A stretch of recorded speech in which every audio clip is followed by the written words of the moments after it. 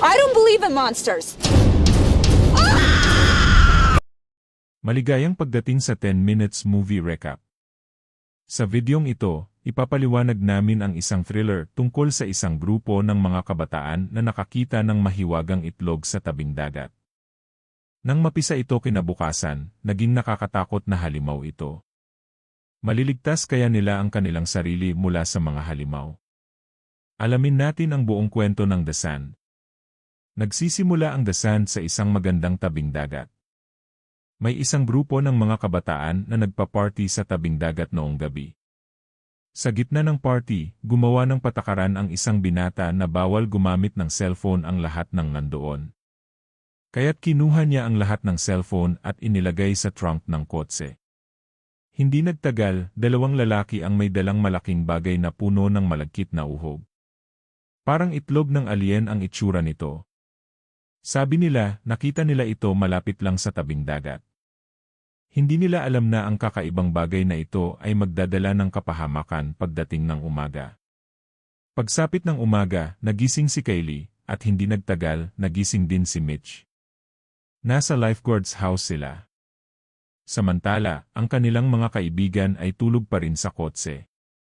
Doon nakita ni Kylie ang kanyang nobyo na si Jonah na natutulog kasama ang matalik niyang kaibigan na si Chanda. Hindi makapaniwala si Kylie na may relasyon ang dalawa. Sa kabilang banda, nagising si Vance at ang kanyang nobyang si Ronnie sa likod ng kotse, habang si Marcia naman ay nagising sa beach chair.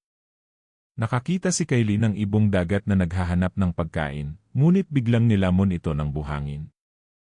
Si Marcia, na antok pa, ay bumaba sa upuan. Mabilis na sumigaw si Kylie at pinigilan siyang tumapak sa buhangin, ngunit huli na.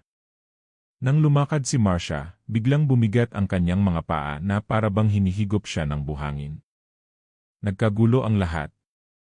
Si Vance ay nagtangkang tumulong, ngunit pati siya ay nilamon ng buhangin at brutal na kinain ang mukha bago tuluyang naglaho. Naiwan silang lahat na naguguluhan at takot. Naalala nila na nasa trunk ng kotse ang mga cellphone nila at sinisi si Mitch na nangolekta ng mga ito. Mas lalo silang nataranta nang maalalang pumasok sila ng palihim sa saradong tabing dagat dahil marumi ang dagat dito. Sinubukan ni Jonah na paandarin ang kotse, ngunit patay ang baterya. Naging mausisa si Kylie sa halimaw sa buhangin, kaya't sinubukan niyang painitin ito gamit ang kanyang kamay. Lumitaw ang manipis na halimaw na parang buhok ang itsura.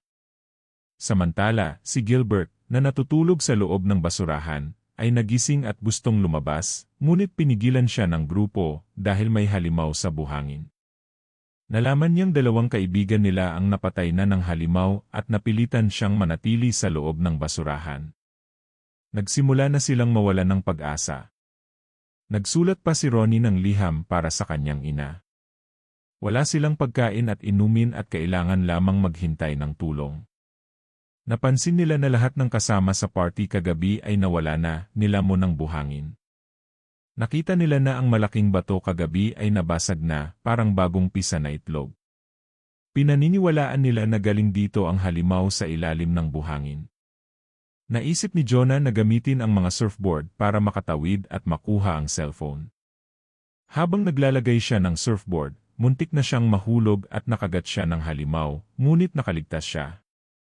Nang binuksan niya ang bag ni Marcia, may nahanap siyang mga delata at ipinasa ito sa mga kaibigan para makainom sila. Lumala ang sugat ni Jonah at puro nana na ito. Sinubukan ni Ronnie na buksan ang trunk ng kotse para makuha ang mga cellphone, ngunit dumating ang Coast Guard at nagtanong kung ano ang ginagawa nila sa saradong tabing dagat.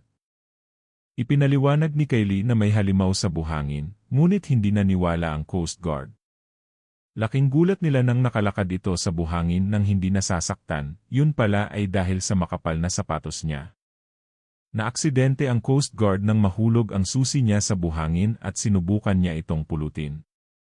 Hinila ng halimaw ang kanyang kamay at napilitan siyang putulin ito para makawala, ngunit tuluyan siyang napatay at nilamon ng buhangin.